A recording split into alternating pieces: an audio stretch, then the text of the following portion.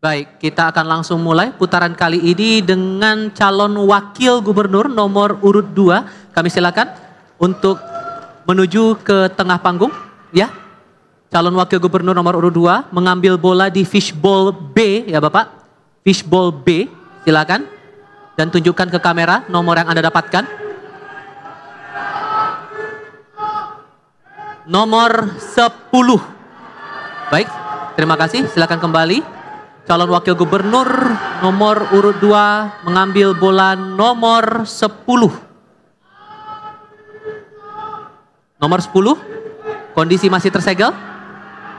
Kami tegaskan kembali bahwa soal atau pertanyaan hanya akan saya bacakan satu kali, jadi mohon diperhatikan dengan seksama. Untuk calon wakil gubernur nomor urut 2, pertanyaan tentang lingkungan hidup, perubahan iklim dan penanggulangan bencana. Ekonomi hijau adalah konsep ekonomi yang bertujuan untuk meningkatkan kesejahteraan dan kesetaraan sosial masyarakat yang sekaligus mengurangi risiko kerusakan lingkungan. Terdapat 3 sektor yang menjadi kunci dalam perwujudan ekonomi hijau, yaitu energi, lanskap, dan infrastruktur yang berkelanjutan. Pertanyaannya, bagaimana strategi yang akan dilakukan oleh pasangan calon untuk mengimplementasikan ekonomi hijau di Jawa Tengah? Waktu Anda menjawab 3 menit dimulai sejak Anda berbicara. Ya, terima kasih moderator. Ketika kita bicara tentang ekonomi hijau, tentu kita yang pertama harus mengetahui bahwa indeks daya saing kita sangat baik. Ada di angka 3,89. Ini paling tinggi seprovinsi di Jawa. Tentu kami juga berharap pertumbuhan ekonomi itu akan disusul oleh daya saing yang ada. Maka di sini saya akan memberikan kepada para investor yang datang ke Jawa Tengah, memberikan insentif yang menerapkan prinsip ekonomi hijau. Dan kami juga berharap kepada investor yang datang ke Jawa Tengah menerapkan industri yang ramah lingkungan. Dan kami terkait pertumbuhan ekonomi yang ada di Jawa Tengah untuk menunjang ekonomi hijau, kami akan menerapkan di tiap industri untuk menggunakan energi biogas, energi geotermal, energi surya, dan energi hidro. Bapak Ibu yang kami hormati, mungkin Mas Lutfi akan menambahi. Matur suwun. Baik, terima kasih Gus Yassin. Terkait dengan ekonomi hijau, ada beberapa hal yang perlu kita lakukan. Untuk di Jawa Tengah misalnya, kita akan menggunakan transportasi dengan mobil listrik. Kemudian juga ada lagi energi terkait dengan eko pesantren, di mana pesantren itu bisa melaksanakan merubah energi sampah menjadi energi yang terbarukan. Kemudian yang tidak kalah pentingnya adalah ada energi terbarukan. Di Jawa Tengah mempunyai energi terbarukan adalah Desa Mandiri Energi, di mana dari 2.845 desa di Jawa Tengah sudah mempunyai kualifikasi energi terbarukan. Nah, ini merupakan suatu role model yang harus kita tingkatkan, termasuk bagaimana negara hadir dalam rangka mewujudkan aglomerasi yang berpotensi dalam rangka menggerakkan ekonomi hijau. Misalnya di masing-masing daerah kita harus menerapkan ekonomi hijau untuk menunjang daripada perkembangan di wilayah kita. Terima kasih. Masih ada waktu? Mau ditambahkan atau sudah cukup?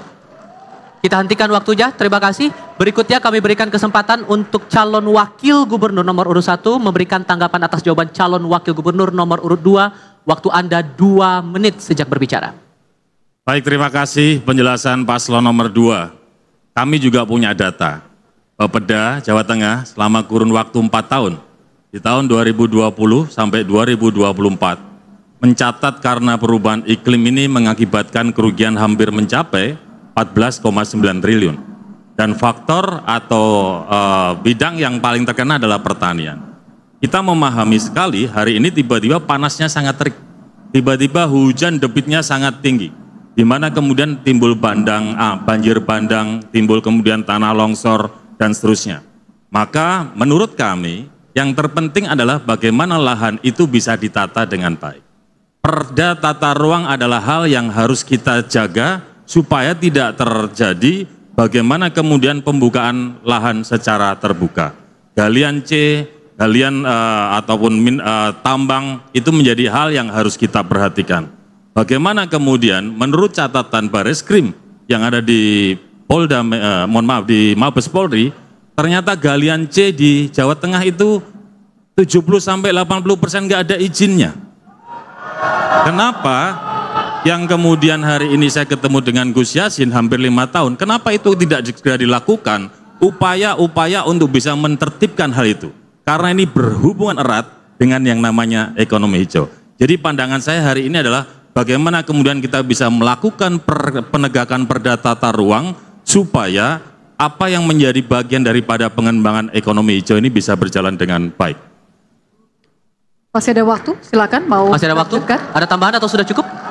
Cukup. Baik, kita cukupkan, kita hentikan waktunya. Kami berikan kesempatan untuk calon wakil gubernur nomor urut 2 memberikan respons atas tanggapan dari calon wakil gubernur nomor urut 1. Waktu Anda 2 menit sejak berbicara. Terima kasih Mas Hendy atas tanggapannya, bahwa tadi sudah disampaikan oleh gubernur kami, yaitu Mas Lutfi, bahwa penerapan perda itu harus dilakukan. Kami juga akan menindak semua yang melanggar terhadap perda. Sehingga saya minta Mas Hendy tadi harusnya menyimak apa yang disampaikan oleh Mas Lutfi kami. Yang kedua, terkait kita bicara tentang ekonomi hijau. Kalau kita bicara tentang ekonomi hijau, itu bukan hanya di perlahanan saja, pertanian saja, akan tetapi lebih dari itu, yaitu mana daya saing kita tinggi. Program dari pemerintah pusat akan kita bawa ke Jawa Tengah. Guna apa? Menerapkan ekonomi hijau tersebut.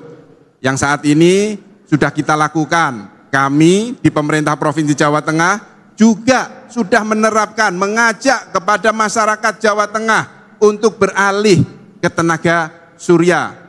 Kantor DPRD Provinsi Jawa Tengah saat ini sudah dipasang panel surya. Pondok-pondok pesantren kami juga bantu surya panel, sehingga ini akan menambah kecintaan kita kepada lingkungan. Dan tadi di dalam opening sudah saya sampaikan bahwa kami memiliki program, yaitu Ngopeni Bumi. Terima kasih. Masih ada waktu, ada tambahan atau sudah cukup? Cukup. Oke, kita cukupkan, kita hentikan waktunya. Terima kasih. Putaran kedua Bapak dan Ibu, kita akan lanjutkan dengan memberikan kesempatan bagi Cawagup nomor urut 1. Aturannya masih sama, kami persilakan Anda untuk melangkah ke tengah untuk mengambil pertanyaan dari fishbowl nomor B. Diperlihatkan di fishbowl B, Bapak. Diperlihatkan pilihan Anda, diperlihatkan kepada kami. Nomor 9 ya. Diletakkan di wadah yang kosong, silakan kembali ke podium. Saya akan mengambil amplop nomor 9, masih tersegel. Saya hanya akan bacakan isi dari amplop ini satu kali, jadi mohon disimak baik-baik. Subtema tentang pertanian, peternakan, kelautan, dan perikanan. Perubahan iklim mengakibatkan kekeringan dan kelangkaan air, sehingga terjadi penurunan produktivitas pertanian dan ketahanan pangan. Data di tahun 2023 dari Kementan, produktivitas padi mengalami penurunan rata-rata 1% selama 5 tahun terakhir. Sedangkan data BMKG menunjukkan 14 dari 35 kabupaten kota di Jawa Tengah mengalami bencana kekeringan.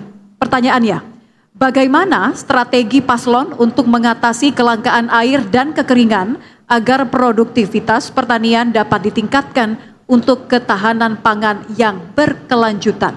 Waktunya 3 menit, dimulai dari Anda berbicara, silakan. Terima kasih. Dalam program Andika Hendy, kita ada namanya program bagaimana kemudian membuat petani dan nelayan ini bisa naik kelas, bisa mempunyai kesejahteraan yang lebih baik dan lebih perkasa. Maka kami sudah investigasi dari 35 kota kabupaten, pada saat kita ketemu dengan para petani, umumnya mereka mengeluhkan beberapa hal. Yang paling utama adalah pupuk dan irigasi. Terkait dengan kelangkaan air ini menjadi bagian perhatian serius yang akan dikembangkan oleh pasangan Andika Hendi. Kita sudah melakukan inventarisir, kita lihat data. Pertama, ada 38 waduk dan embung, 38 embung, waduk, kemudian embungnya 172. Yang itu kemudian sudah kita lakukan mitigasi, ternyata kondisinya ada rusak sedang mencapai 17%. Maka pasangan Andika Hendi akan fokus terkait hal tersebut. Bagaimana kita alokasikan APBD provinsi untuk memperbaiki waduk ataupun embung. Kita bisa juga libatkan teman-teman di swasta, di perguruan tinggi, untuk bisa mereka melakukan upaya pembangunan waduk atau embung lewat CSR. Seperti yang sudah dilakukan oleh Pak Rektor Undip. Yang lainnya kita juga melihat bahwa BRIN, Badan Riset Daerah ini penting dikembangkan untuk kemudian membuat petani secara kesejahteraan bisa lebih meningkat. Kenapa? Karena riset akan membuat benih, bibit dengan kualitas yang lebih baik dengan masa panen yang semakin pendek. Yang kedua selain irigasi adalah pupuk seperti yang saya sampaikan. Pupuk ini juga penting. Dari sejumlah kuota nasional maupun kuota yang di Jawa Tengah, ternyata pupuk ini mestinya cukup. Maka yang penting adalah tata kelolanya. Bagaimana kemudian ketersediaan pupuk di Jawa Tengah itu benar-benar ada pada saat petani ingin melakukan upaya penanaman. Miris sekali kita mendengar, petani pengen nanam, pupuknya sudah tidak ada. Yang keempat yang tidak kalah pentingnya adalah pasca masa panen. Bapak Ibu sekalian yang selalu saya hormati, petani kita sebagian besar adalah petani gurem yang kepemilikan tanahnya kurang dari 0,5 hektar. Ini menjadi PR, tantangan yang berat, yang kemudian pasangan Andika Hendi ingin kemudian memperjuangkan petani itu supaya bisa memiliki lahan lebih dari 0,5 hektar. Supaya kemudian bisnis pertanian itu bisa menjadi sebuah industri yang mereka bisa merasakan kemanfaatannya. Termasuk pada saat kemudian muncul panen raya, kita harus bisa menjaga supaya harga hasil panen raya petani ini kemudian tidak turun atau anjlok. Maka kita akan siapkan gudang, kita bisa bentuk BUMD untuk bisa membeli harga-harga produk-produk petani saat panen raya, atau bahkan kita bisa libatkan swasta supaya mereka juga melakukan aktivitas pembelian pada saat petani memasuki panen raya. Terima kasih. Baik. Aturan mainnya masih sama, Bapak. Kami berikan kesempatan kepada calon wakil gubernur nomor urut 2 untuk menanggapi, waktunya 2 menit dimulai dari Anda bicara. Silahkan. Terima kasih Mas Hendi. Menarik yang terakhir saya, menarik tadi. Mas Hendi akan bikin namanya BUMD terkait apa tadi? Pembelian pupuk ya. Mas, hasil panen itu kami di Jawa Tengah sudah ada Mas BUMD-nya. Yang bernama Jateng Agro Berdikari. Jadi nggak perlu lagi bikin BUMD lagi. Dan ini satu-satunya yang kena inisiasi di Jawa Tengah. Belum pernah ada. Di provinsi yang lain menerapkan pembelian hasil pertanian masyarakat ketika harganya anjlok. Bahkan saya sempat pribadi membeli beberapa hasil panen. Supaya apa? Stabilisasi harga itu terjadi di Jawa Tengah. Terima kasih, mungkin Mas Lutfi mau menambahkan. Baik, terima kasih. Ada beberapa hal yang perlu saya sampaikan. Pupuk di Jawa Tengah cukup, bukan kurang. Di Indonesia, Kementerian telah menyiapkan 40 juta ton. Ditambah 40 juta ton cukup. Yang tidak cukup adalah pendistribusiannya kurang tepat sasaran. Dari mulai proses distribusi, kemudian ke PKL, baru ke petani. Apa yang salah? Ke depan apabila saya dan Gus Yassin menjadi gubernur, kartu tani akan saya hapuskan. Untuk apa? Untuk tata kelola pupuk yang sekarang carut marut. Bukan tepat sasaran. Misalnya, dalam kartu tani itu, seseorang hanya bisa ngambil suatu PKL. Ternyata di PKL itu urainya habis. Tetapi kartu tani tidak bisa dipakai untuk ke PKL yang lain. Akhirnya Pak Tani bilang, pupuknya di sana habis, padahal PKL-nya tidak di sini. Ini yang perlu dibetulin mekanisme pendistribusian pupuk di wilayah Jawa Tengah. Baik, kami berikan kesempatan yang sama, durasi 2 menit untuk merespon tanggapan dari Cawagup nomor urut 2. Silahkan Cawagup nomor urut 1.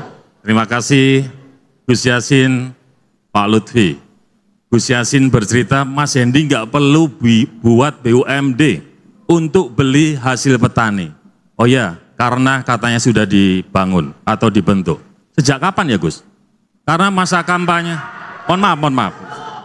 Karena pada saat kampanye saya turun.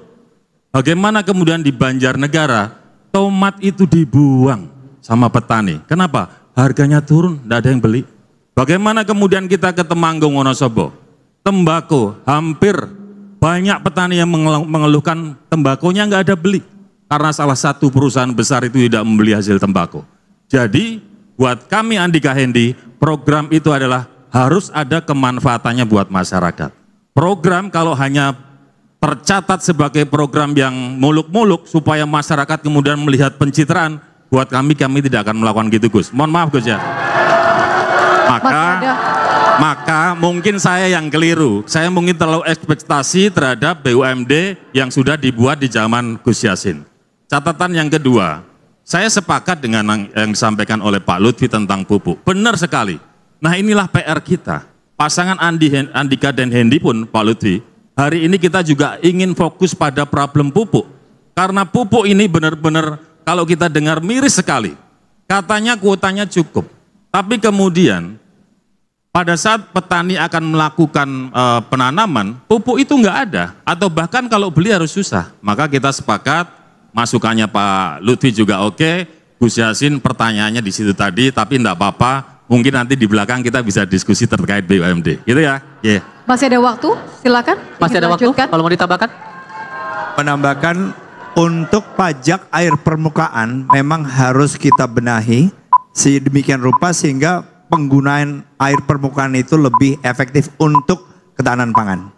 Baik, terima kasih Cawagup nomor 1 dan nomor urut 2 sudah menyelesaikan putaran yang sama dengan durasi yang diberikan. Baik, boleh kita beri apresiasi untuk kedua pasangan calon teman-teman sekalian?